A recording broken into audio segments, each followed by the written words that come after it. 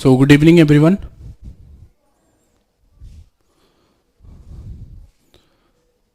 So सबको आवाज़ आ रही है मेरी? हेलो,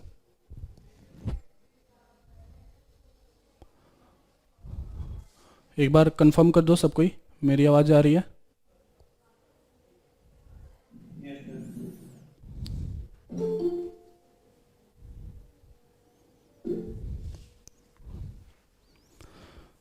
आज की क्लास में हम लोग सेंटर ऑफ मास करने वाले हैं, ठीक है। काइनेमेटिक्स जो कि तुम्हारे क्लास में चल ही रहा है, उसको मतलब इस KVPI क्लास में एक भी नहीं लिया उसको। न्यूटन लॉ और friction, circular motion, work energy power, ये 4 टॉपिक्स कंप्लीट हो गए हैं। ये है तुम्हारा नेक्स्ट टॉपिक जो कि है centre of mass.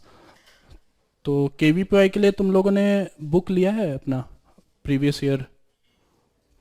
Yes sir, KVPI वो PYQs। हाँ, तो उसमें तुम देख सकते हो किस टाइप के क्वेश्चंस आते हैं। ज़्यादातर question kinematics, circular motion, Newton's laws, इन्हीं से के ऊपर रहता है। और अभी जो ये पार्ट हम लोग करने वाले हैं सेंटर ऑफ मास और रोटेशन, जो अगला टॉपिक होगा रोटेशन, उस पर बहुत कम सवाल आए हैं, ठीक है। बहुत ज़्यादा सवाल नहीं आए हैं इस पर, एक आध इक्के दुक्के के क्वेश्चंस मिले हैं तुम्हें।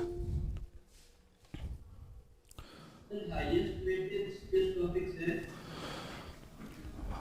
हाईएस्ट वेटेज तो ऐसा कुछ मतलब KVPI ने रिलीज नहीं किया क्या कुछ ऐसा वेटेज है, बट जितना मैंने देखा है उसमें ऑप्टिक्स, फिर fluid dynamics, kinematics, Newton's law, circular motion, इन टॉपिक्स पे ज़्यादातर सवाल है। करंट इलेक्ट्रिसिटी भी है और इलेक्ट्रोस्टैट्स भी है थोड़ा सा। करंट इलेक्ट्रिसिटी, इलेक्ट्रोस्टैट्स के 2-3 सवाल आते हैं, but most of the question optics पे है, ऑप्टिक्स पे, फ्लूइड डायनेमिक्स पे और काइनेमेटिक्स और न्यूटन्स लॉ, ये 3 टॉपिक्स पे सबसे ज़्यादा सवाल देखे हैं मैंने। और फिर इक्के दुक्के के सवाल हर जगह से हैं, मतलब कभी सेंटर ऑफ मास पे सवाल है, कभी रोटेशन पे एक आध दो सवाल है, फिर एक आध सवाल हीट के ऊपर है, हीट ट्रांसफ़र या थर्मोडायनेमिक्स के ऊपर, फिर एक दो सवाल इलेक्ट्रोस्टैट्स पे हैं, एक दो सवाल मॉडर्न फिजिक्स पे हैं, ठीक है। तो इस टाइप से फैले हुए हैं, मतलब ऐसा एक भी टॉपिक नहीं है जिससे कि क्वेश्चन नहीं आए हैं।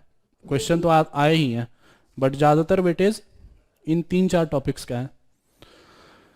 तो जैसे सेंटर ऑफ मास है, इस पे मैंने पिछले 5 साल के पेपर में एक भी सवाल नहीं देखा है, सेंटर ऑफ मास पे भी नहीं देखा, और रोटेशन पे शायद एक आध सवाल आया होगा तो आया होगा, तो रोटेशन पे भी सवाल नहीं आया पहले, उससे पहले कुछ सवाल मिले थे मुझको, ठीक है। चलो स्टार्ट करते हैं। सबसे पहला question, the centre of mass of a rigid body always lies inside the body, is this statement true और फॉल्स? सेंटर ऑफ मास क्या होता है? सेंटर ऑफ मास एक इमेजिनरी पॉइंट होता है। सेंटर ऑफ मास एक इमेजिनरी पॉइंट होता है जिसपे हम किसी भी बॉडी का मास कंसिडर कर सकते हैं। मतलब ये एक्चुअल में पॉइंट नहीं होता है, कोई ऐसा पॉइंट नहीं होता है जहां पे सच में तुम पूरे मास को रख सकते हो, मतलब रखते हो, बट हम एक पॉइंट ऐसा एज्यूम कर सकते हैं जहां पे पूरा का पूरा मास रखा जा सकता है, उस पॉइंट को हम लोग बोलते हैं सेंटर ऑफ मास। तो सवाल ये है कि क्या सेंटर ऑफ मास हमेशा बॉडी के अंदर लाई करता है? तो जैसे मान लो अगर मैं ये बॉडी बनाऊं तो इस बॉडी का सेंटर ऑफ मास इसके अंदर ही होगा कहीं पे। लेकिन अगर मैं ये बॉडी बनाऊं, ये बॉडी, पुराने टाइम के जो ब्रिज होंगे वो तुमने देखा होगा कि इस शेप में बनते हैं, ऐसे ट्रायंगुलर शेप में। आजकल मॉडर्न ब्रिज जो है वो अलग टाइप से बनने लगा है, बट पुराने टाइम के ब्रिज का जो नीचे वाला पिलर होता था वो हमेशा ऐसे ट्रायंगुलर होता था। तो इसका सेंटर ऑफ मास जो होगा यहां पे होगा कहीं पे आउट ऑफ द बॉडी, ठीक है। और अगर मैं राइट एंगल ट्रायंगल लूं, राइट एंगल आइसोसेलेस ट्रायंगल, तो इसका सेंटर ऑफ मास आएगा हाइपोटेन्यूज के ऊपर। तो सेंटर ऑफ मास कहीं पे भी हो सकता है, inside the body, on the body, outside the body. इस वजह से ये आंसर फॉल्स है, ठीक है। ये एक इमेजिनरी पॉइंट होता है, ये एक एक्चुअल पॉइंट नहीं होता, रियल पॉइंट नहीं होता है। अगला सवाल, the centre of mass of A system of particle is at the origin, it follows that, तो किसी सिस्टम का सेंटर ऑफ मास जो है वो ओरिजिन पे है। सो इससे हम लोग क्या क्या इंटरप्रेट कर सकते हैं, the number of particles to the right of the origin is equal to the left of the origin, जितने पार्टिकल्स राइट साइड में उतने ही पार्टिकल लेफ्ट साइड में होंगे। The total mass of the particle to the right of the origin is same as total mass to the left of the origin. The number of particle on the X axis should be equal to number of particle on the Y axis. If there is a particle on the positive x-axis there should be at least one particle on negative x-axis. So center of mass का formula हम लोग देते हैं, अगर मैं x coordinate के लिए निकालना चाहूं, x coordinate of centre of मास, तो इसको दिया जाता है m1 x1 plus m2 x2 जितने भी पार्टिकल्स हैं by m1 plus m2 plus m3। इस फॉर्मूले से x कोऑर्डिनेट निकाला जाता है, मतलब m1 का जो भी x कोऑर्डिनेट है उन दोनों को मल्टीप्लाई करो m1 x1, m2 का जो x कोऑर्डिनेट है उसके लिए मल्टीप्लाई करो m2 x2, और वैसे ही बाकी जितने भी पार्टिकल्स जिस कोऑर्डिनेट पे रखे गए हैं उन दोनों को मल्टीप्लाई करो डिवाइडेड बाय टोटल मास, इससे तुमको x कोऑर्डिनेट मिलेगा। वैसे ही अगर मैं y कोऑर्डिनेट निकालना चाहूं तो m1 y1 plus m2 y2 bye m1 plus m2 plus बाकी सारे। सो y कोऑर्डिनेट के लिए m1 अगर y1 पे रखा गया है, अगर उसका कोऑर्डिनेट y1 पे है m1 का, तो m1 y1 plus m2 y2 plus m3 y3 divided by total mass, ये करोगे तो तुमको y कोऑर्डिनेट मिलेगा। तो इस क्वेश्चन के लिए मान लो अगर एक यहां पे मास है 2 किलो और ये जो डिस्टेंस है x पे ये मान लो 2 है, ठीक है, और इसके लेफ्ट साइड में मान लो यहां पे 1 किलो है और ये डिस्टेंस 1 है, ठीक है। एक काम करते हैं, इसको 2 कर लेते हैं, ये डिस्टेंस मान लो 2 है, और एक दूसरा ऑब्जेक्ट है, दूसरा मास है 2 किलो का जो कि डिस्टेंस 1 पे है। तो m1 into x1 4 plus m2 into x2 minus 2 plus m3 into x3 minus 2, तो क्या 4 माइनस 2 माइनस 2 जीरो हो गया, 4 माइनस 2 माइनस 2 जीरो हो गया। मतलब एक्चुअली में सेंटर ऑफ मास डिपेंड करता है मास इनटू उसका कोऑर्डिनेट पे, वो सिर्फ मास के ऊपर डिपेंड नहीं करता है। तो इस एनालॉजी से पहला वाला तो गलत हो गया, दूसरा वाला भी गलत हो गया, इधर मास 2 है इधर मास 3 किलो है, दूसरा वाला भी गलत हो गया, तीसरा वाला भी गलत हो गया। सिर्फ x पे देख रहे हैं, y पे तो जरूरत ही नहीं है, इसका मतलब चौथा वाला करेक्ट होगा। अगर पॉजिटिव x एक्सिस में एक मास है तो निगेटिव में कम से कम एक तो होना चाहिए। सो x का बैलेंस जैसे x करेगा वैसे ही y का बैलेंस y करेगा और z का बैलेंस z करेगा, तब जाकर के तुम्हारा ओरिजिन पे सेंटर ऑफ मास आएगा।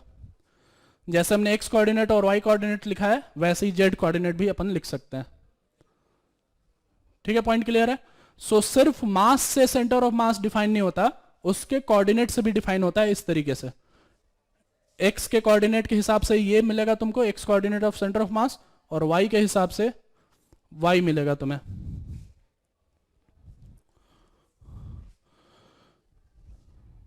अब इस पे आते हैं। For a cube rod sphere combination shown the density of the material is uniform throughout the object, सबका डेंसिटी सेम है। A thin rod of length d, इसका लेंथ है d, connects the centre of the two objects, where is the centre of mass, where is the centre of mass. So density सबका same है, ठीक है। मैं इसको मान लेता हूं ये ओरिजिन वाला पॉइंट है, तो क्या इसका कोऑर्डिनेट d, 0 हो गया, इसका कोऑर्डिनेट d, 0 हो गया, और इसका कोऑर्डिनेट 0, 0 हो गया। और ये रॉड बहुत ही थिन है तो तुम इसका मास नेग्लिजिबल मान सकते हो, इसको इग्नोर कर सकते हो। तो अगर मैं सेंटर ऑफ मास का फॉर्मूला लगाऊं m1 x1, so 4m into D plus m2 x2, 4m into 0 divided by m1 plus m2, मतलब 4m प्लस 4m तो क्या इसकी वैल्यू d/2 के बराबर आ गई? तो d/2 के बराबर आ गई, मतलब सी ऑप्शन तुम्हारा आ जाएगा। ये तुम्हारा at the mid point between the cube and the sphere. So इस तरीके से तुमको सेंटर ऑफ मास निकालना पड़ेगा। अब अगर मान लो y कोऑर्डिनेट भी देखते, तो y कोऑर्डिनेट के लिए ये देखो यहीं पे रहता, इसका वो जो y में कोऑर्डिनेट होता सेंटर ऑफ मास का, ये ओरिजिन पे ही रहता, और इसका y कोऑर्डिनेट भी यहीं पे रहता इसके सेंटर पे। सो y कोऑर्डिनेट भी जीरो है। ये x कोऑर्डिनेट अगर है तो y कोऑर्डिनेट जीरो है। m1 y1 plus m2 y2 by m1 plus m2 zero के बराबर है। इस वजह से एग्जैक्टली मिडिल पॉइंट पे ही तुमको सेंटर ऑफ मास मिलेगा।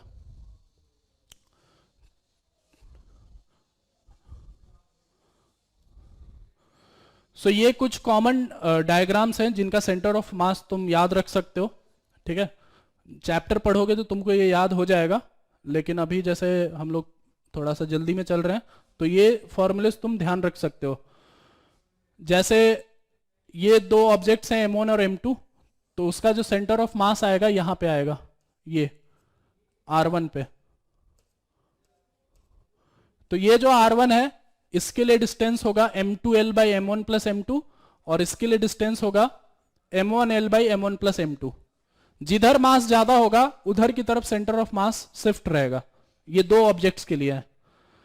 रेक्टेंगुलर प्लेट के लिए एग्जैक्टली सेंटर ऑफ मास उसके ज्योमेट्रिकल सेंटर पे आएगा।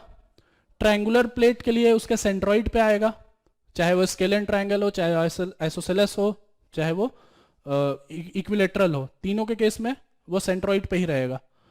सेमी सर्कुलर रिंग में 2r बाई पाई पे आता है। जैसे ये तुम्हारा सेमी सर्कुलर रिंग है, ये रिंग है, इसका सेंटर ओरिजिन पे है मान लो, तो इसका जो सेंटर ऑफ मास आता है वो y एक्सिस के ऊपर आता है इस पॉइंट पे।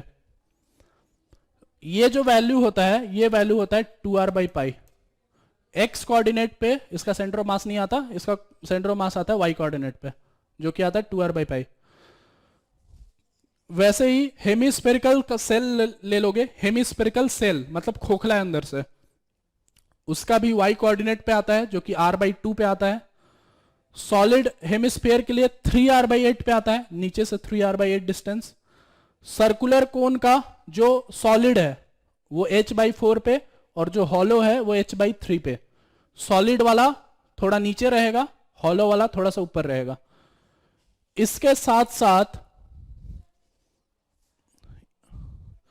अगर मैं ये लूं क्वार्टर रिंग, तो क्वार्टर रिंग में मान लो ये सेंटर इसके ओरिजिन पे है, तो जो इसका सेंटर ऑफ मास आएगा इसका कोऑर्डिनेट होगा 2r by pi, 2r by pi.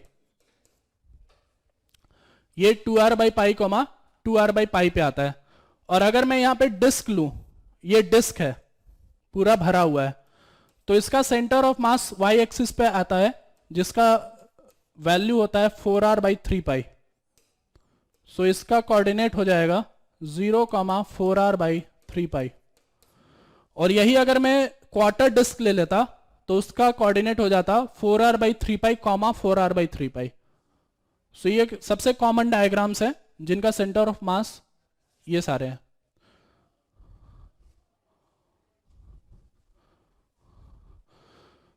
सो जैसे मैं ज्योमेट्रिकल फिगर्स की बात कर रहा था, तो ज्योमेट्रिकल फिगर्स में ट्रायंगल का हमेशा सेंट्रोइड के ऊपर आएगा। तो राइट एंगल ट्रायंगल के लिए x की वैल्यू b/3 होगी और y की वैल्यू h/3 होगी। ये वाला जो कोऑर्डिनेट है, ये वाला पॉइंट ओरिजिन पे है, ध्यान रहे ओरिजिन पे रहेगा तभी ये x और y की वैल्यू है। सेमी सर्कल मतलब डिस्क, जो डिस्क की बात मैं कर रहा था वो 4r बाई 3 पाई पे आता है। क्वार्टर सर्कल पे 4r by 3 pi, 4r by 3 पाई। और रेक्टेंगल पे एग्जैक्टली उसके सेंटर पे। सो अगर ये वाला पॉइंट ओरिजिन है तो b/2, h/2 पे तुम्हारा ये सेंटर ऑफ मास आएगा। ठीक है, सो ये जो फॉर्मूला मैंने दिया था तुम्हें, ये फॉर्मूला था तुम्हारा सेंटर ऑफ मास के लिए, जहां पे यूनिफॉर्म डिस्ट्रीब्यूशन आ रहा था m1 r1 plus m2 r2, इस टाइप से हम लोग कैलकुलेट कर सकते हैं। ये क्वेश्चन ऐसा है जिसमें डिस्ट्रीब्यूशन यूनिफॉर्म नहीं, नॉन यूनिफॉर्म है। ऑब्जेक्ट एक नॉन यूनिफॉर्म है। नॉन यूनिफॉर्म ऑब्जेक्ट के लिए हम लोग सेंटर ऑफ मास निकालना, मतलब निकालेंगे तो क्या फॉर्मूला यूज करेंगे। तो सबसे पहले क्वेश्चन पढ़ते हैं। Centre of mass of a non uniform rod of length L whose mass per unit length varies as rho equal to kx square by L। तो मास पर यूनिट लेंथ इस हिसाब से वेरी हो रहा है। इसका मतलब ये है x की वैल्यू अगर 0 लोगे तो वहां पे मास पर यूनिट लेंथ 0 होगा। That means x equal to 0 पे कोई भी मास नहीं है। और अगर मैं x इक्वल टू L ले लूं तो वहां पे मास पर यूनिट लेंथ KL के बराबर है। इसका मतलब वहां पे मास पर यूनिट लेंथ सबसे ज्यादा है। दैट मीन्स वहां पे मास सबसे ज्यादा होगा एंड की तरफ। सो अगर ये एक रॉड है, ये वाला साइड 0,0 पे है और ये वाला साइड L,0 पे है, तो इधर की तरफ मास थोड़ा कम रहेगा और इधर की तरफ मास थोड़ा ज्यादा रहेगा। सो इस सिचुएशन में हम लोग को सेंटर ऑफ मास कैसे निकालेंगे। सो इस सिचुएशन में अपने को इंटीग्रेशन का यूज करना पड़ेगा। एक्स कोऑर्डिनेट के लिए फॉर्मूला लगेगा x DM bye integration DM, जहां पे डीएम जो है वो मास ऑफ एलिमेंट है। इंटीग्रेशन करने के लिए हमेशा हम एक एलिमेंट को चूज करते हैं और उसी एलिमेंट के हेल्प से हम सेंटर ऑफ मास निकालेंगे। सो डीएम उसी एलिमेंट का मास है और ये जो एक्स है उस डीएम एलिमेंट का एक्स कोऑर्डिनेट है। जो भी हम लोग एलिमेंट चूज करेंगे उस एलिमेंट का जो भी एक्स कोऑर्डिनेट आएगा वही वैल्यू एक्स है। सो एक्स डीएम का इंटीग्रेशन बाय डीएम। सो इसमें देखो हम लोग कैसे चूज करेंगे एलिमेंट। मैं यहां से जाऊंगा एक्स पे ओरिजिन से और एक यहां पे छोटा सा एलिमेंट लूंगा dx। ये एलिमेंट लूंगा मैं, इसी एलिमेंट का मास है dm। सो dm की वैल्यू हो जाएगी मास पर यूनिट लेंथ यहां का into length. So mass per unit length kx square by L into इसका लेंथ, दैट इज dx। ये होगा इसका dm का वैल्यू। सो इसको इसमें पुट करते हैं। अब बताओ ये जो dm है इसका x कोऑर्डिनेट कहां पे है, ये कहां पे है, dm का x कोऑर्डिनेट कहां पे है। तो क्या dm का x कोऑर्डिनेट x के बराबर ही है। देखो x पे जाकर के मैंने ये एलिमेंट लिया है। सो x की वैल्यू यहां पे x ही रहेगी और dm की value kx square by L into D x divided by integration kx square by L into D x. X की वैल्यू जा रही है देखो यहां पे 0 से लेकर के l तक। x की वैल्यू जा रही है 0 से लेकर के l तक। इसको इंटीग्रेट करो, इंटीग्रेट करने के बाद लिमिट्स पुट करो, तुम्हारा सेंटर ऑफ मास मिल जाएगा। सो पहला वाला इंटीग्रेशन करोगे तो वहां से तुमको मिलेगा k l power 4 by 4l divided by नीचे मिलेगा k l 3 बाई 3l। सो यहां से तुमको वैल्यू मिल जाएगा l कटा और ये कटा k के कटा, तो ये मिल जाएगा 3l बाई 4 के बराबर। 3l बाई 4 मतलब ये तुम्हारा आंसर हो जाएगा। वैसे ही अगर y कोऑर्डिनेट निकालना होता तो y कोऑर्डिनेट में हमें यही फॉर्मूला लगाना होता और z कोऑर्डिनेट निकालना होता तो z कोऑर्डिनेट में भी यही फॉर्मूला अपने को लगाना पड़ता। ठीक है, तो इस टाइप के प्रॉब्लम्स में अपने को इंटीग्रेशन करना पड़ेगा। और अगर डिस्क्रीट प्रॉब्लम्स, डिस्क्रीट पार्टिकल्स हैं या यूनिफॉर्म पार्टिकल्स हैं तो simply m1 r1 plus m2 r2 से तुम प्रोसीड कर सकते हो।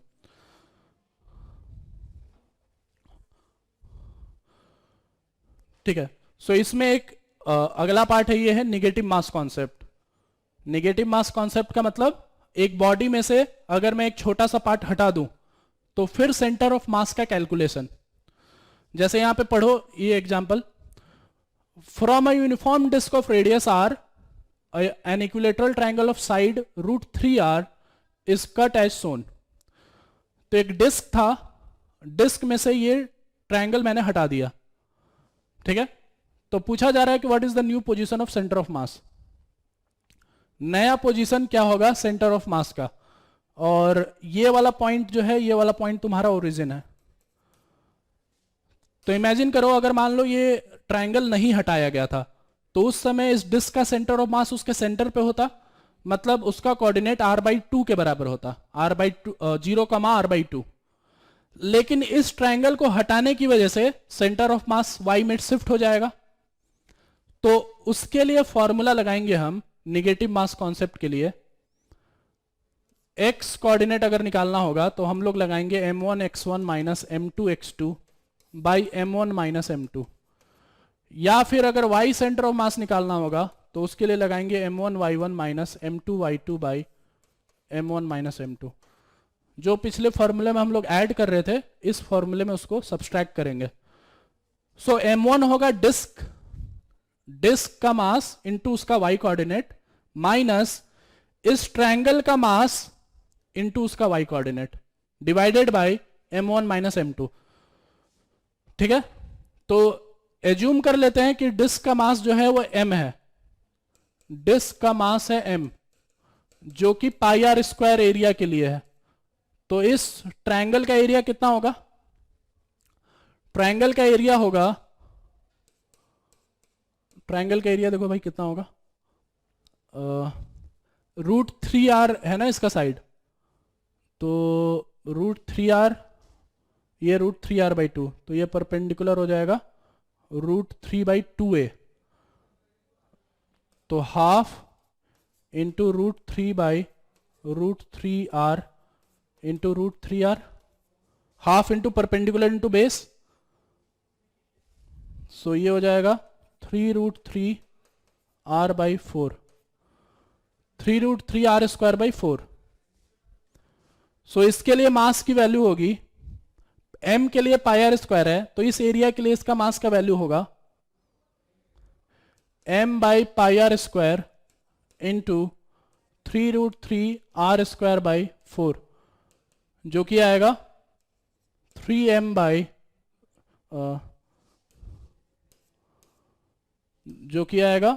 3√3m divided by 4π। ये ट्रायंगल का मास आएगा, डिस्क का मास m है तो इसका मास ये होगा। अब ये फॉर्मूला लगाते हैं,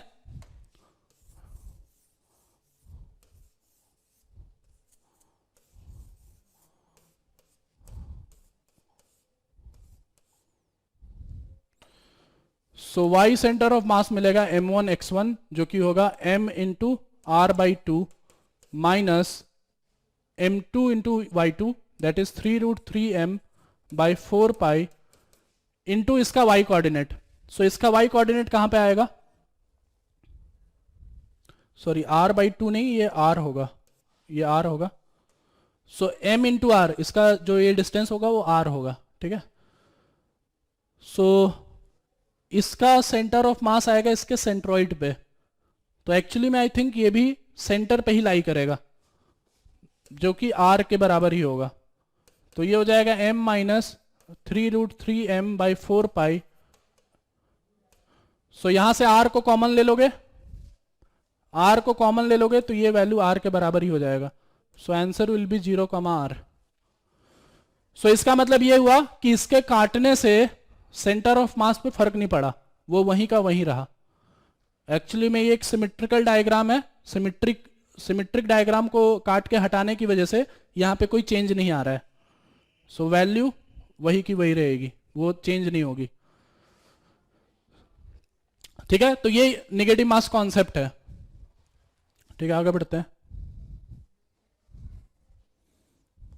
ठीक है, अब मोशन ऑफ सेंटर ऑफ मास पे आते हैं। ठीक है, इसको बताने से पहले एक बार मैं मोशन ऑफ सेंटर ऑफ मास बता देता हूं। जैसे हमने x और y कोऑर्डिनेट निकाला या z कोऑर्डिनेट निकाला, ये सेंटर ऑफ मास का x y z कोऑर्डिनेट, वैसे ही वेलोसिटी और एक्सेलरेशन भी निकाला जा सकता है। तो वेलोसिटी x कोऑर्डिनेट का सेंटर ऑफ मास का अगर मैं निकालना चाहूं तो वो हो जाएगा m1 v1 plus m2 v2 plus m3 v3 by m1 plus m2 plus बाकी जितने भी मासेज हैं। वैसे ही y कोऑर्डिनेट के लिए, वैसे ही z कोऑर्डिनेट के लिए। तो y कोऑर्डिनेट के लिए जो वेलोसिटी होगा वो हो जाएगा m1, ये x1 है, ये x2 है, ये x3 है। सो m1 y1 plus m2 vy2 divided by m1 plus m2 plus बाकी जितने भी मास है। ठीक है, अगर बहुत सारे पार्टिकल्स हैं एक्स में, मान लो वेलोसिटी अपना शो कर रहे हैं, तो एक्स कोऑर्डिनेट में या एक्स में उसका जो सेंटर ऑफ मास का वेलोसिटी होगा वो इस फॉर्मूले से दे सकते हैं हम, वैसे ही वाई के लिए, और सिमिलरली हम एक्सेलरेशन के लिए भी इस तरीके से दे सकते हैं. So acceleration of x, acceleration in x direction of centre of मास, ये हो जाएगा m1 ax1 plus m2 ax2 divided by m1 plus m2 plus बाकी जितने भी मास है. सो कोऑर्डिनेट, वेलोसिटी, एक्सेलरेशन, सारी चीजें हम लोग इस तरीके से फॉर्मूले से निकाल सकते हैं. ठीक है, अब इस क्वेश्चन पे आते हैं. ठीक है, अच्छा, इस पे आने से पहले एक और चीज, अगर मान लो सेंटर ऑफ मास का एक्सेलरेशन 0 के बराबर आता है, ठीक है, लेट से तुमने कैलकुलेट किया और मान लो सेंटर ऑफ मास का एक्सेलरेशन 0 के बराबर आता है, तो क्या हम ये बोल सकते हैं कि सेंटर ऑफ मास पे कोई एक्सटर्नल फोर्स नहीं है? सेंटर ऑफ मास पे कोई भी एक्सटर्नल फोर्स नहीं है, तभी वो 0 के बराबर आ रहा है एक्सेलरेशन. इंटरनल फोर्सेस कभी भी एक्सेलरेशन नहीं ला सकता किसी भी ऑब्जेक्ट में. इंटरनल फोर्सेस, जैसे मान लो कोई एक बॉडी है, उसके अंदर बहुत सारे इंटरनल फोर्सेस हैं, तो इंटरनल फोर्सेस से वो मोशन में नहीं आ सकता. उसको मोशन में आने के लिए बाहर का फोर्स चाहिए, एक्सटर्नल फोर्स चाहिए. तो अगर सेंटर ऑफ मास का एक्सेलरेशन 0 हो जाए तो हम ये बोल सकते हैं कि सेंटर ऑफ मास पे बाहर से कोई फोर्स नहीं लग रहा है. तो बाहर से कोई भी फोर्स नहीं लग रहा है, तो हम ये बोल सकते हैं कि सेंटर ऑफ मास का जो वेलोसिटी होगा वो कांस्टेंट होगा. सेंटर ऑफ मास का वेलोसिटी अगर कांस्टेंट होगा तो हम ये बोल सकते हैं कि सिस्टम का मोमेंटम कंजर्व रहेगा. ये मोमेंटम कंजर्वेशन होता है. अगर velocity of centre of mass constant है तो सिस्टम का मोमेंटम हमेशा कंजर्व रहेगा.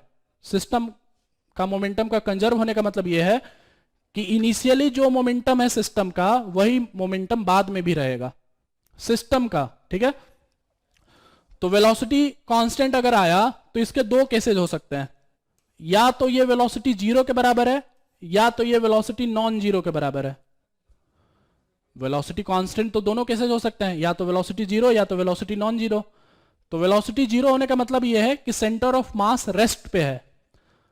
तो अगर एक्सेलरेशन 0 है तो सेंटर ऑफ मास अगर पहले रेस्ट पे था तो बाद में भी हमेशा वो रेस्ट पे रहेगा. वैसे ही अगर सेंटर ऑफ मास किसी वेलोसिटी से चल रहा था तो बाद में भी वो उसी वेलोसिटी से चलता रहेगा. दोनों केसेज में मोमेंटम कंजर्व रहेगा.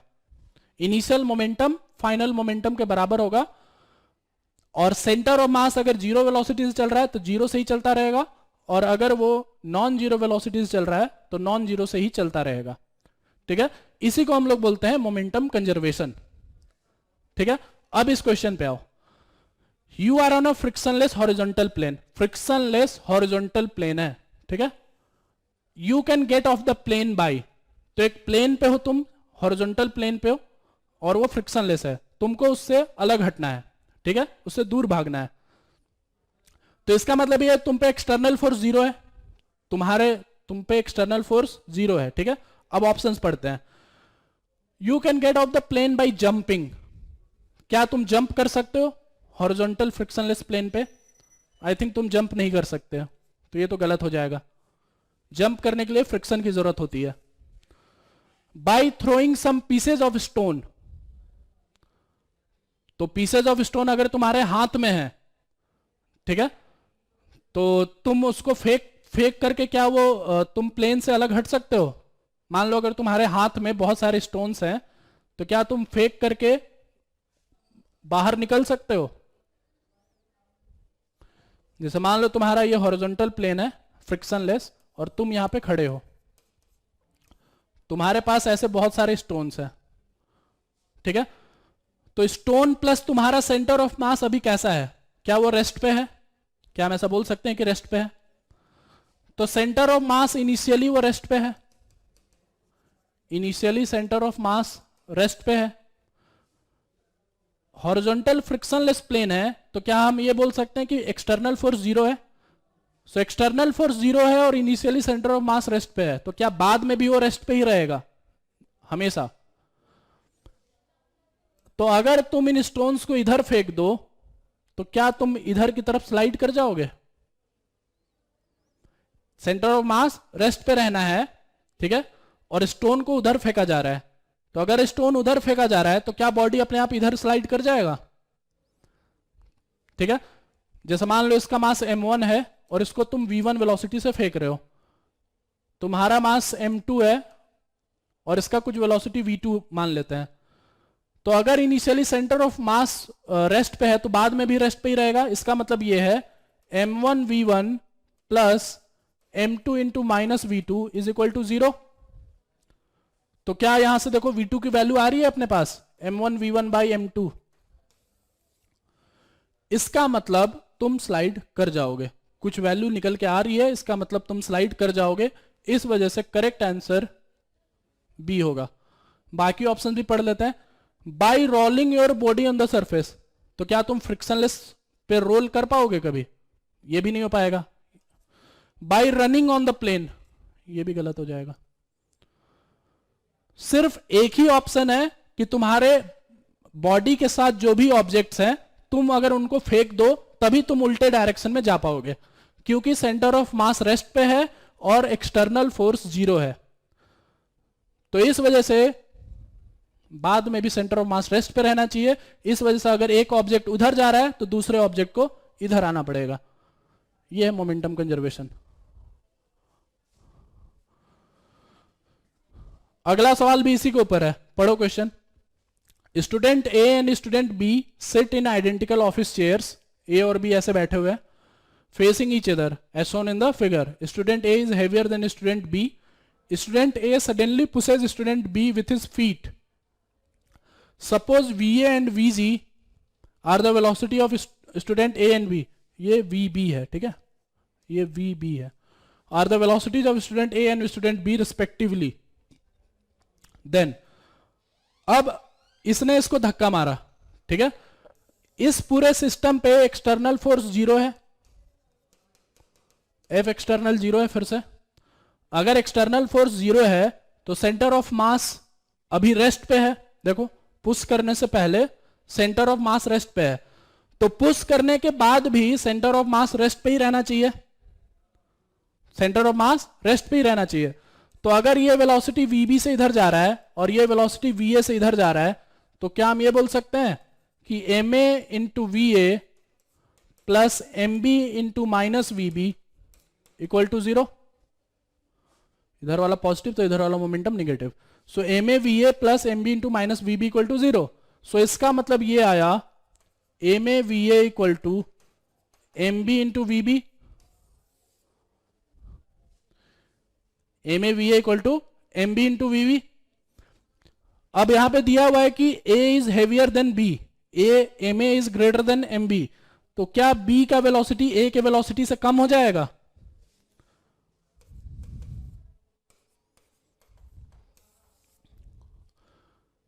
सॉरी, A इज हेवियर है, A हेवियर है। A अगर हेवियर है तो उसकी वेलोसिटी कम होनी चाहिए और B अगर लाइटर है तो उसकी वेलोसिटी ज्यादा होनी चाहिए, तभी ये प्रोडक्ट एक दूसरे को बैलेंस कर पाएगा। तो करेक्ट ऑप्शन कौन सा होगा? VB is greater than VA। तो VB is greater than VA सिर्फ एक ही ऑप्शन में आ रहा है जो कि होगा बी ऑप्शन।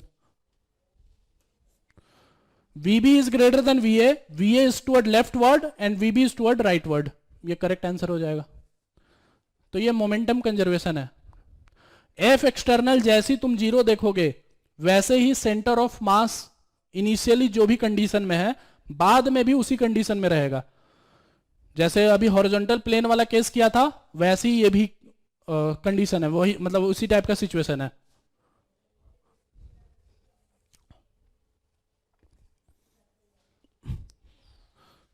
चलो अगले सवाल पे आते हैं।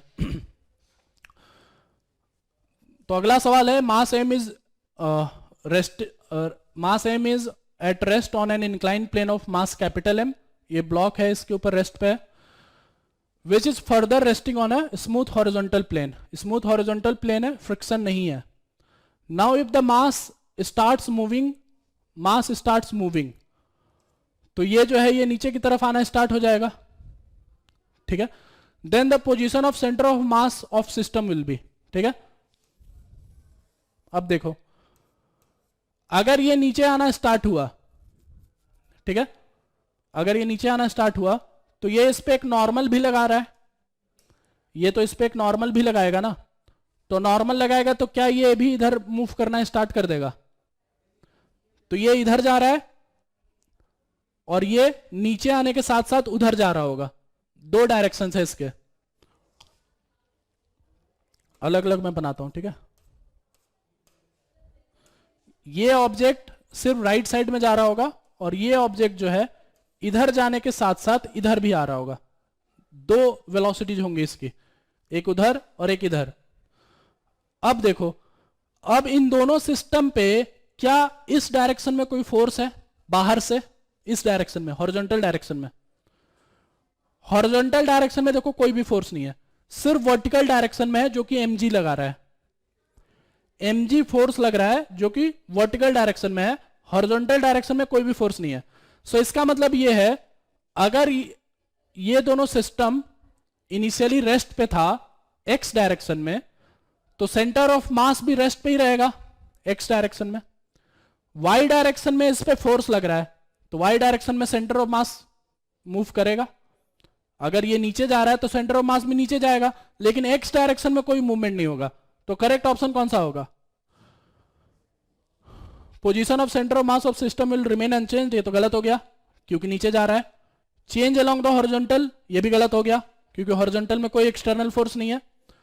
Will move up in the vertical direction, ये भी गलत हो गया, अप नहीं जाएगा डाउन जाएगा। Will move down in the vertical direction and changes along the horizontal, कोई ऑप्शन सही नहीं है, सारे ऑप्शन गलत है, नन तुम्हारा आंसर होगा, ठीक है। कोई भी ऑप्शन गलत नहीं है, सही नहीं है, सारे के सारे ऑप्शन गलत है।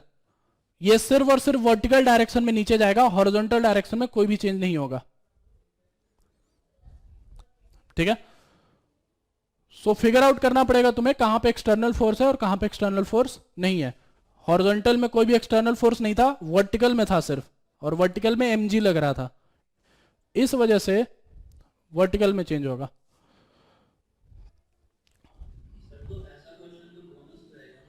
हाँ, अगर ऐसा क्वेश्चन हुआ जिसमें कोई ऑप्शन नहीं आ रहा है तो वो फिर बोनस ही होगा 100%, ठीक है। चलो अगले क्वेश्चन पे आते हैं। Two particles having mass ratio n:1, n:1 mass ratio है, are interconnected by a light inextensible string that passes over a smooth pulley. So एक पुली है यहां पे और इसके साथ दो ब्लॉक्स लगा रखे हैं, m1 और m2। सो m1 और m2 का जो मास रेशियो है वो n:1 है। सो m1 बाई m2 ये n:1 है, मतलब n के बराबर ही है। फिर आगे, if the system is released then the acceleration of centre of mass of the system is. तो मान लो ये नीचे जा रहा है तो इसको ऊपर जाना पड़ेगा। सो एक्सेलरेशन ये निकालते हैं सबसे पहले FBD बना के। तो यहां पे इस पे लग रहा होगा m1g, ऊपर लग रहा होगा टेंशन T, यहां पे लग रहा होगा m2g, यहां पे लग रहा होगा टेंशन T। ये हमने न्यूटन लॉ में डिस्कस किया था। सो इस वाले के लिए इक्वेशन बनेगा m1g minus T equal to m1a, और उस वाले के लिए इक्वेशन बनेगा t minus m2g equal to m2a। दोनों को ऐड कर दो, तो ऐड करोगे तो a की वैल्यू मिल जाएगी तुम्हें m1 minus m2 by m1 plus m2 into g. Tension tension cut जाएगा और एक्सेलरेशन तुम्हें ये मिल जाएगा। अब सेंटर ऑफ मास का एक्सेलरेशन चाहिए तो फॉर्मूला लगा दो m1a1 plus m2a2 by m1 plus m2। सो ये वाला साइड में मिटा रहा हूं।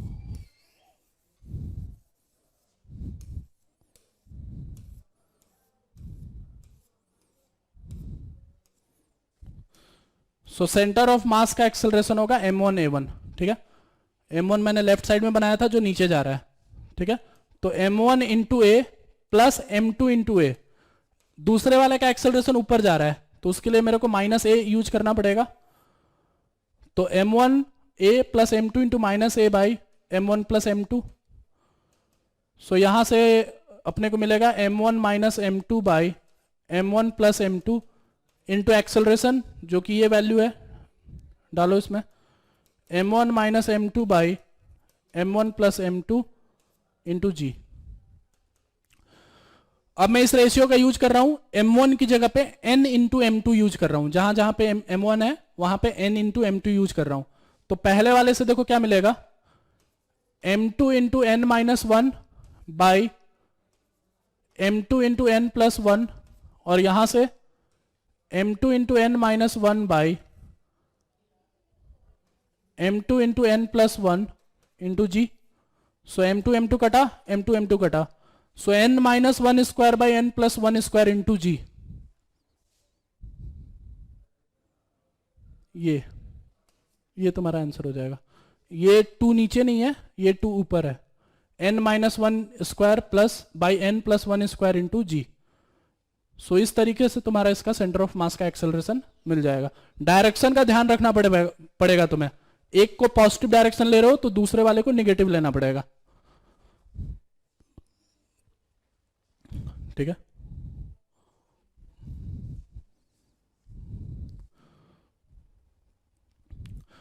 ठीक है, सो अगला पार्ट आता है कोलिजन। कोलिजन के क्वेश्चंस के लिए तुमको यहां पे 2 चीजें याद रखनी पड़ेगी, ठीक है। कोलिजन का एक छोटा सा एस्पेक्ट ये है, ठीक है। मान लो ये 2 ऑब्जेक्ट्स हैं, ठीक है, ये चल रहा है v1 के साथ और ये चल रहा है v2 के साथ, ये दोनों एक ही लाइन में है, ठीक है। तो अगर v1 v2 से बड़ा हुआ, अगर v1 की वैल्यू v2 से ज्यादा हुआ तो ये इसके साथ टकराएगा, ये इसके साथ टकराएगा, टकराएगा तो कोलिजन होगा, कोलिजन होगा तो कोलिजन होने के बाद इन दोनों का वेलोसिटी बदलेगा, कुछ अलग वेलोसिटी आएगा। तो मान लेते हैं कि कोलिजन होने के बाद इसकी वेलोसिटी कुछ हो गई u1 और इसकी वेलोसिटी हो गई कुछ u2, ठीक है। ये बिफोर कोलिजन का केस है और ये आफ्टर कोलिजन का केस है। तो इसमें तुमको 2 चीजें याद रखनी पड़ेंगी, एक तो कोफिशिएंट ऑफ रिस्टिट्यूशन का equation. So coefficient of restitution का इक्वेशन होता है E, ये होता है कोफिशिएंट ऑफ रिस्टिट्यूशन।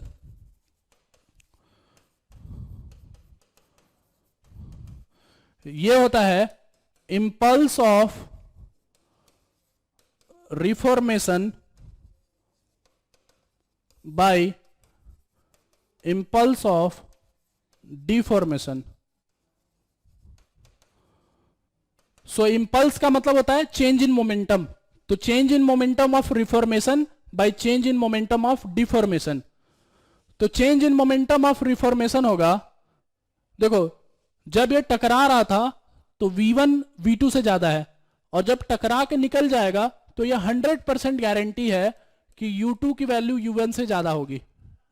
पीछे से अगर कोई आकर के तुमको धक्का मारे तो तुम्हारी स्पीड ऑटोमेटिकली बढ़ेगी और पीछे वाले की घटेगी।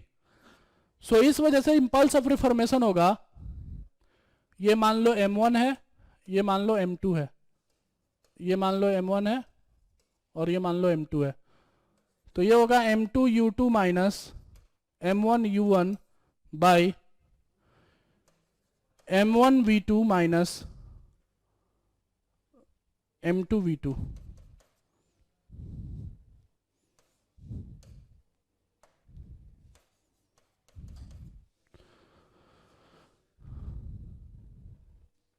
सो ये बनेगा तुम्हारा कोफिशिएंट ऑफ रिस्टिट्यूशन का एक्सप्रेशन, ठीक है। अब इसमें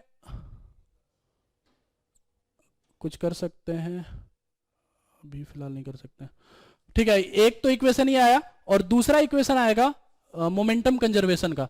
मोमेंटम कंजर्वेशन का मतलब अगर ये कोलिजन जो है एक्सटर्नल फोर्स के बिना हो रहा है तो इसका इनिशियल मोमेंटम और इसका फाइनल मोमेंटम ये दोनों के दोनों बराबर होंगे। इसका मतलब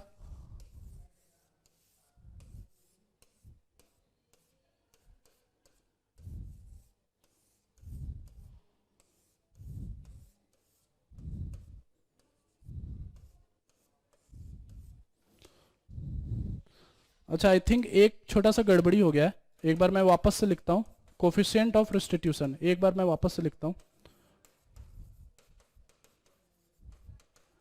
सो कोफिशिएंट ऑफ रेस्टिट्यूशन था impulse of reformation by impulse of deformation. ठीक है। अच्छा, यहां पे एक गलती ये हुआ है कि जब हम इंपल्स ऑफ रिफॉर्मेशन निकालते हैं तो दोनों में से किसी एक ऑब्जेक्ट को चूज करना होता है। ठीक है, दोनों में से किसी एक ऑब्जेक्ट को चूज करना होता है और उसी पे रिफॉर्मेशन और डिफॉर्मेशन लिखना होता है। तो जो रेफरेंस पॉइंट यूज होता है यहां पे, वो रेफरेंस पॉइंट यूज होता है centre of mass. Centre of मास के रिस्पेक्ट में, सेंटर ऑफ मास के रिस्पेक्ट में हम लोग किसी का रिफॉर्मेशन या डिफॉर्मेशन देखते हैं। तो एक्चुअली में जब तुम ये कैलकुलेट करोगे, वो डेरिवेशन थोड़ा लंबा है, मैं डेरिवेशन पे नहीं जा रहा हूं। डेरिवेशन करोगे तो इसकी वैल्यू आती है u2 minus u1 by v1 minus v2। m का फैक्टर नहीं आता एक्चुअली में इसमें। ठीक है, गलती ये हुआ है कि मैंने मोमेंटम चेंज को ही ये यहां पे लिखा है, लेकिन रिफॉर्मेशन और डिफॉर्मेशन ये हमेशा एक ऑब्जेक्ट पे देखा जाता है और सेंटर ऑफ मास रेफरेंस होता है वहां पे। तो करेक्ट इक्वेशन ये होगा, तुमको इसको याद रखना पड़ेगा, u2 minus u1 by v1 minus v2। इसका वेलोसिटी माइनस इसका वेलोसिटी, इसका वेलोसिटी माइनस इसका वेलोसिटी। और दूसरा इक्वेशन जो है वो है मोमेंटम कंजर्वेशन का।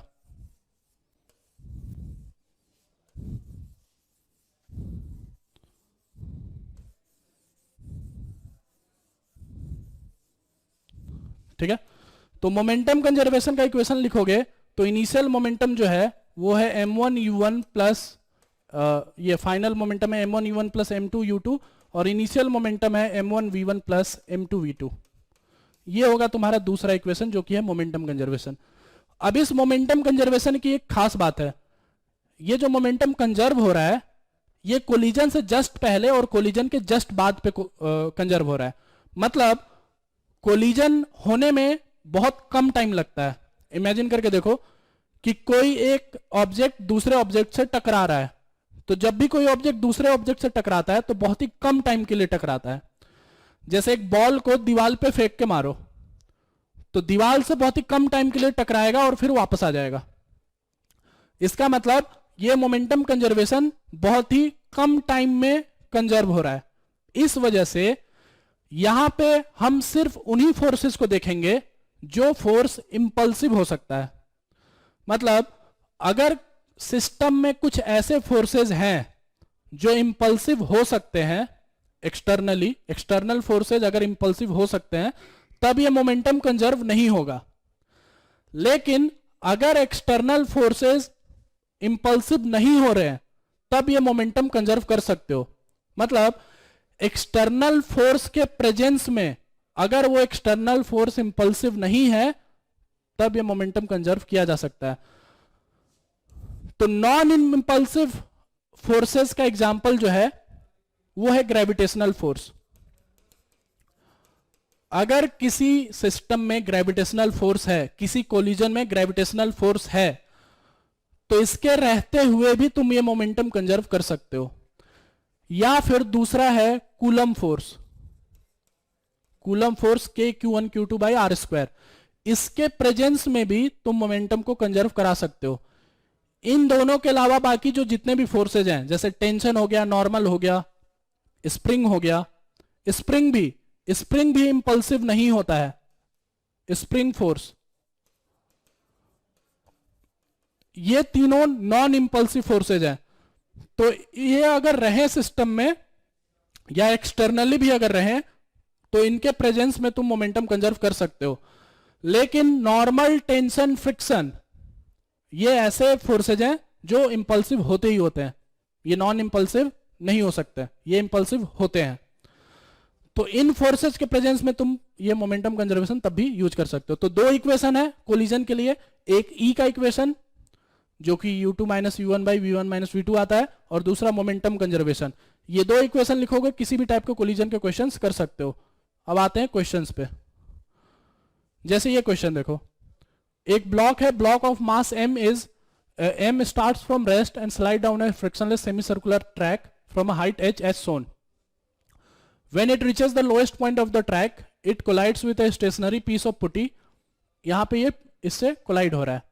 Also having mass m. If the block and the putty stick together and continue to slide, the maximum height that the block putty system could reach is. So block आ रहा है, इससे टकरा रहा है और इससे चिपक जा रहा है. अब पूछा जा रहा है कि जब ये दोनों एक दूसरे से चिपक जाएगा तो ये कितना ऊपर तक जा सकता है, ये अपने से पूछा जा रहा है. ठीक है, तो वो जो ई हमने निकाला था अभी कोफिशिएंट ऑफ रेस्टिट्यूशन, उस ई की वैल्यू 1 के बराबर होती है इलास्टिक कोलिजन के लिए. इलास्टिक कोलिजन एक ऐसा कोलिजन होता है जिसमें वो कभी चिपक नहीं सकता है, ऐसे टकराया और अलग हट गया. ई की वैल्यू 0 के बराबर होती है इन इलास्टिक कोलिजन के लिए. इन इलास्टिक कोलिजन एक ऐसा कोलिजन है जिसमें अगर हेड से हेड अगर वो टकरा रहा है तो वो चिपक जाएगा. मतलब अगर मैं एक बॉल को ऐसे फेंकूं और इन इलास्टिक कोलिजन हो रहा है तो वो जाके सामने चिपक जाएगा. और एक होता है जो ना तो 0 होता है ना तो 1 के बराबर होता है. ये होता है सिंपली इन इलास्टिक कोलिजन. तुम इसको बोल सकते हो ये परफेक्टली इलास्टिक है,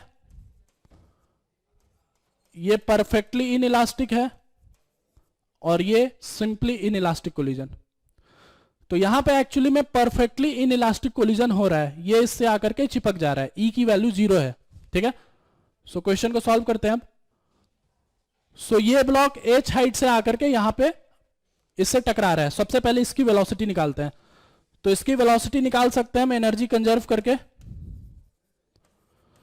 सो एनर्जी कंजर्वेशन से अगर मैं इसको रेफरेंस पॉइंट मानूं तो इसकी इनिशियल एनर्जी है mgh, काइनेटिक एनर्जी 0 और final potential energy 0 plus half mv². सो v की वैल्यू आ जाएगी यहां से √2gh के बराबर. एनर्जी कंजर्वेशन से इसकी वैल्यू √2gh के बराबर हो जाएगी. अब ये इसके साथ चिपक रहा है तो मोमेंटम कंजर्व करते हैं इस मोमेंट के लिए. इस डायरेक्शन में देखो कोई भी फोर्स नहीं है. नॉर्मल फोर्स यहां पे है, वो इंपल्सिव हो सकता था, लेकिन हम मोमेंटम कंजर्व कर रहे हैं हॉरिजॉन्टल डायरेक्शन में. सो इनिशियल मोमेंटम सिस्टम का है मास, इसका जो भी मास है m इंटू √2gh, और बाद में इन दोनों का ये दोनों चिपक जा रहे हैं तो ये हो जाएगा m plus m into v dash से मूव करेगा ये. सो v डैश की वैल्यू आ जाएगी √2gh/2 के बराबर. सो ये दोनों इस वेलोसिटी से चलेंगे. ठीक है, अब अपने से पूछा जा रहा है कि ये मैक्सिमम कहां तक जा सकते हैं. सो मैक्सिमम हाइट निकालने के लिए ये हाइट मान लो कुछ h डैश है, फिर से यहां और यहां के बीच में एनर्जी कंजर्व कर दो. सो बॉटम मोस्ट पॉइंट और ऊपर वाले पॉइंट पे एनर्जी कंजर्व करो इस 2m वाले मास के लिए. तो रेफरेंस पॉइंट अपना ग्राउंड ही रहेगा. इनिशियल एनर्जी काइनेटिक एनर्जी है जो कि है half 2m into v dash square, और फाइनल एनर्जी सिर्फ पोटेंशियल एनर्जी है जो कि है 2mg into h dash. Kinetic energy वहां पे 0 है. सो एच डैश की वैल्यू आ जाएगी 2m से 2m कटा,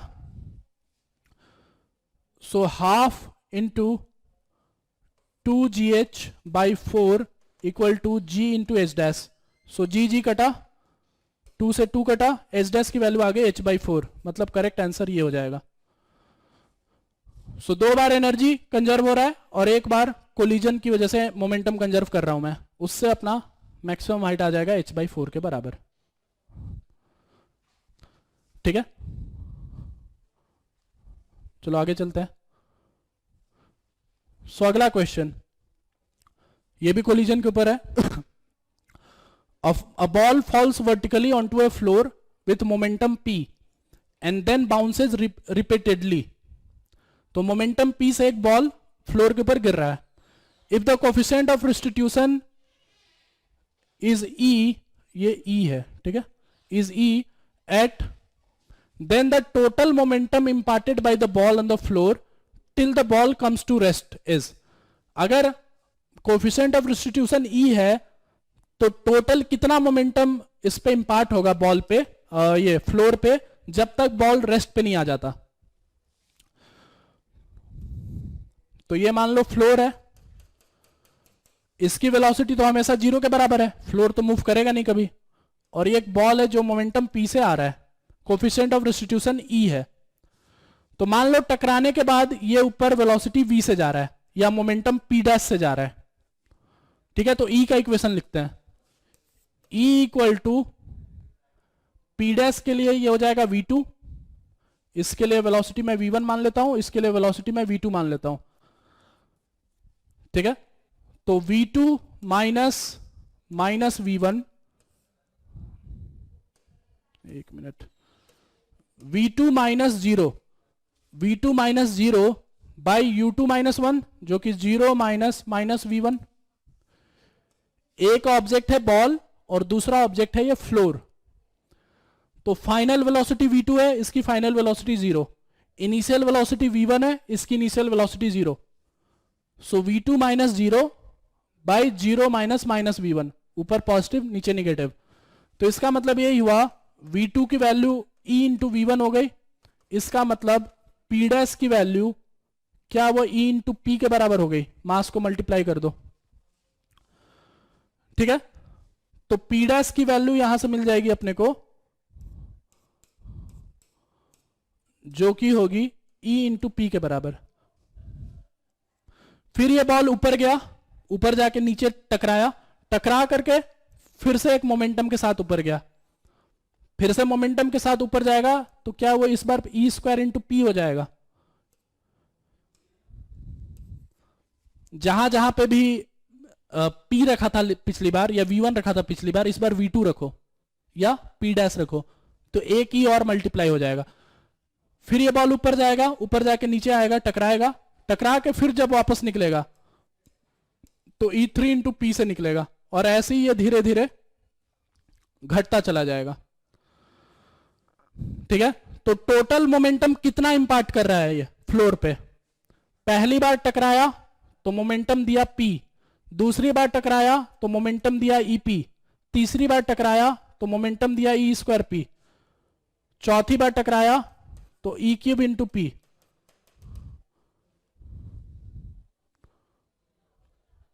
इन सब का एडिशन, बेसिकली ये एक इंफिनिटी सीरीज का एडिशन आ जाएगा। P को कॉमन ले लो और 1 plus E square plus E cube, इन सब को ऐड कर दो, तो 1 प्लस ई क्यूब का इंफिनिटी सम होता है 1 बाई ई, मतलब करेक्ट आंसर आ जाएगा B, P into P by 1 minus E. इतना मोमेंटम ये इंपार्ट करेगा इस फ्लोर को, इसका टोटल सम आ जाएगा P इंटू 1 बाई 1 माइनस ई, ये तुम्हारा आंसर हो जाएगा, ठीक है। तो जब भी एक रिजिड ऑब्जेक्ट से वो टकराएगा जो मूव नहीं कर सकता कभी भी, उसका मोमेंटम हर बार ई टाइम से कम होते चला जाएगा, ठीक है। इस तरीके से ये सवाल सॉल्व कर सकते हो।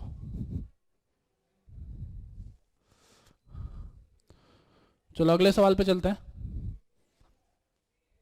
सो अगला सवाल भी ये कोलिजन के ऊपर ही है, इस बार इलास्टिक कोलिजन है, ठीक है।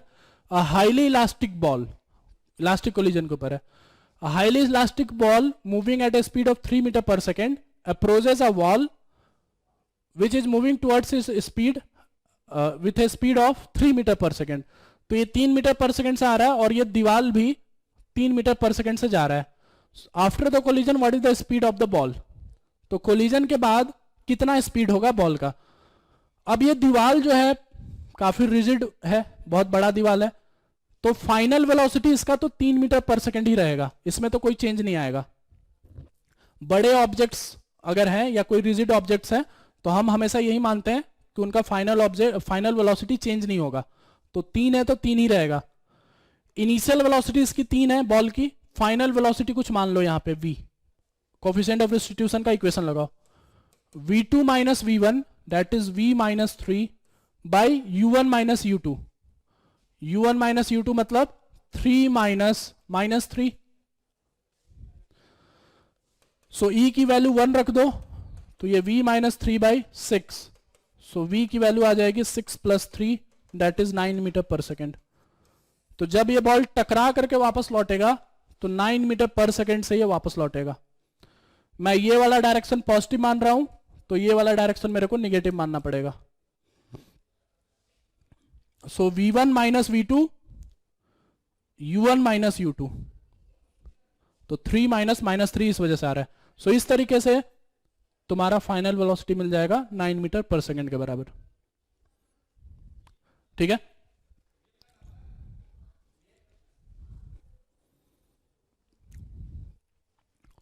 ठीक है, इस पे आते हैं। सो ये रॉकेट प्रॉब्लम है। Rocket problem variable mass system के अंदर आता है। वेरिएबल मास सिस्टम पढ़ेंगे सेंटर ऑफ मास के अंदर। ठीक है, तो वेरिएबल मास सिस्टम क्या होता है, जैसे मान लो कोई एक सिस्टम है, इस सिस्टम का मास जो है धीरे धीरे कम हो रहा है। ठीक है, धीरे धीरे कम हो रहा है, मान लो इस डायरेक्शन से वो धीरे धीरे कम हो रहा है। तो लेट से जिस रेट से वो कम हो रहा है dm बाई dt, उसकी वैल्यू है मान लो म्यू। ठीक है, तो जब इसका मास जो है धीरे धीरे कम होगा इस रेट से, तो इसके कम होने की वजह से इस पे उल्टे डायरेक्शन में फोर्स लगता है।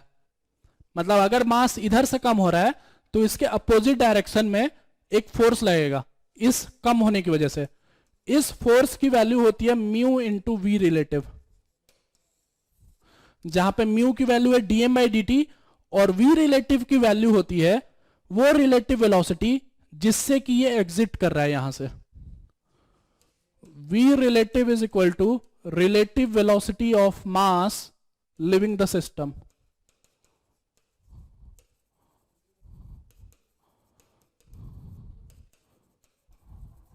ठीक है, तो अगर मास इधर से कम हो रहा है तो इसके अपोजिट डायरेक्शन में इधर एक फोर्स लगेगा। इस फोर्स को हम लोग बोलते हैं thrust force.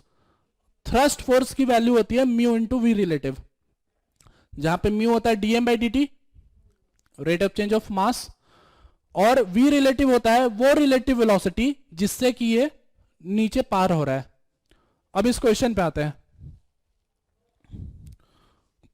Cricket, I think ये क्वेश्चन नहीं है, ये इंपल्स का क्वेश्चन है। एक मिनट, इंपल्स पे आते हैं, पहले जो बताया है उस पे ये क्वेश्चन करते हैं। ठीक है, सो ये क्वेश्चन है, if force on rocket having exhaust velocity of 30 metre पर सेकेंड इज 210 न्यूटन।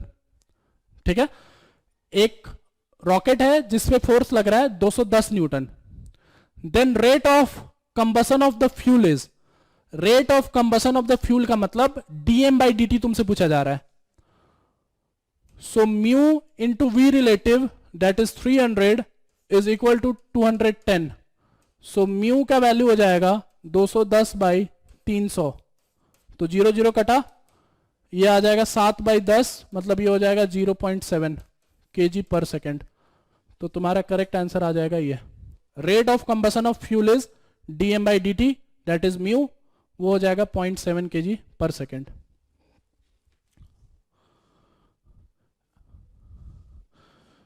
इसी पे एक और क्वेश्चन है, ये क्वेश्चन देखो, ये भी वेरिएबल मास सिस्टम पे ही है।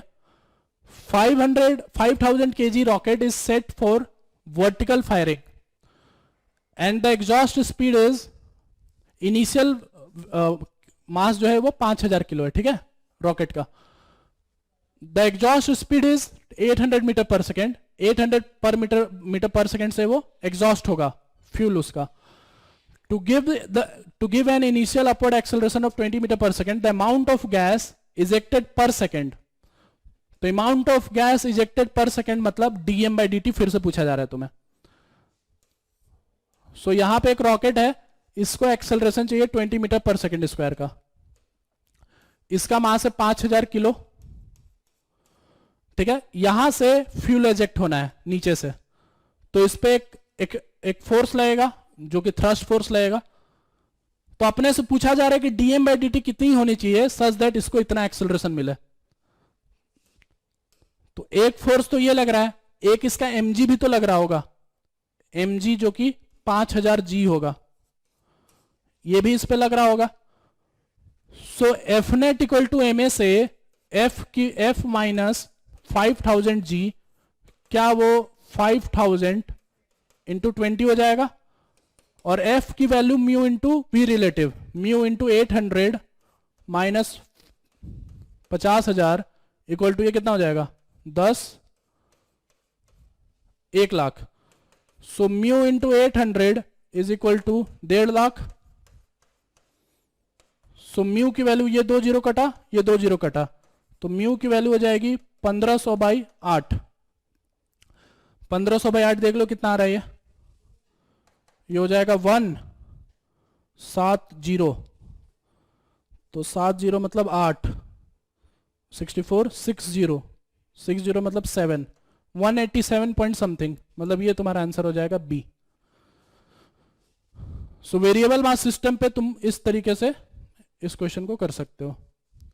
पिछला वाला जो क्वेश्चन था उसमें रॉकेट का मास दिया हुआ भी नहीं था, इस वजह से मैंने उसको कंसिडर भी नहीं किया, directly mu into v relative को मैंने थ्रस्ट फोर्स के बराबर कर दिया। इसमें मास दिया हुआ था तो मैंने कंसिडर कर लिया, कंसिडर करके ये अपना म्यू की वैल्यू आ गई। तो ये वेरिएबल मास सिस्टम के अंदर आता है, ठीक है। उस लास्ट सवाल पे चलते हैं जो कि था ये वाला सवाल। ये था इंपल्स का क्वेश्चन, इसको देखते हैं।